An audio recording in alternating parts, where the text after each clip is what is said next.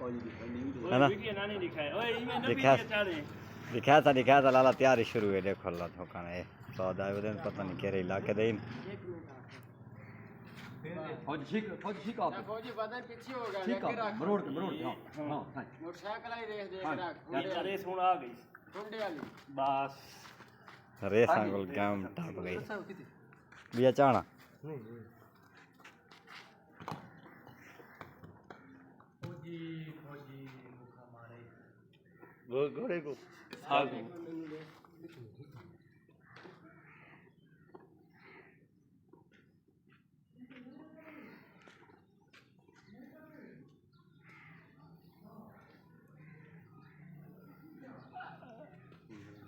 अल्लाह की कसम नहीं देखी मैंने कमाल है लोगों बात